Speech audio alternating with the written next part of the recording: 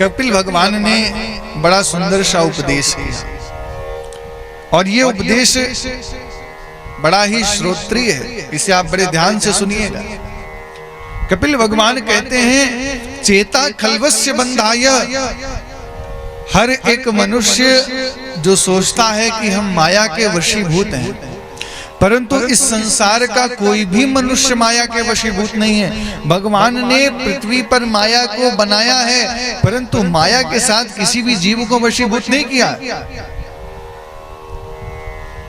एक घड़े में, पतले मुख के घड़े में यदि आप चना डाल दो और किसी बंदर का हाथ उसमें डाल दो, तो वो चना निकालने के चक्कर में हाथ डाल करके मुट्ठी बांध लेगा और फिर पूरे गांव में आवाज करते हुए घूमेगा। उसे लगेगा कि मेरा हाथ फंस गया है घड़े में, मुट्ठी वो खोलेगा नहीं, मुट्ठी बंद किए रहेगा और उसे यह व्यतीत होगा कि किसी ने मेरा हाथ इस घड़े में फंसा दिया है, परंतु उसके बंधन का कारण वो स्वयं है।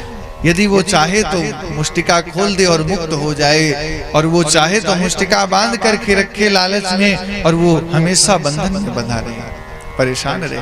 तो उसी प्रकार से कपिल जी समझाते हुए कहते हैं कि माया ने हमें अपने वशीभूत नहीं किया हुआ है, अपितु हम संसार के समस्त प्राणी स्वयं से माया के वशीभूत हैं। बिना माया के किसी भी प्रकार का कोई भी व्यक्ति कोई भी कार्य नहीं कर सकता। ये जानते तो सभी लोग हैं। ये संसार की जितनी भी वस्तुएं दिखाई पड़ रही हैं, ये सब माया ही है। बिना माया के किसी भी जीव का कोई भी कार्य नहीं चल सकता। आपके पास जब तक माया होगी, आप जीवन में तभी जीवित रह सकोगे। यदि आपके पास माया नहीं है तो आप आगे बढ़ ही नहीं पाओगे। परंतु माया का आश्रय लेना और माया में संलग्न हो जाना, ये दोनों में बहुत अंतर है।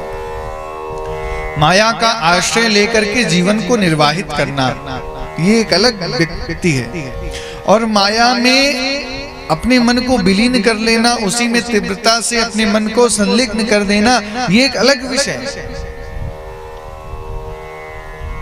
तो मुख्य विचारणीय बात क्या है कि हम स्वयं से माया के प्रति वशीभूत हैं। यदि हम चाहें तो अपने मन को मुक्त कर सकते हैं, यदि हम चाहें तो अपने मन को बंधन में डाल सकते हैं। ये मन ऐसा है कि इस मन से हम बहुत बड़े राजा बन सकते हैं, और ये मन ऐसा है कि ये मन हमें बहुत बड़ा राजा भी बना सकता है, और यही मन हमें बहुत बड़ा भिखारी भी बना सकता है।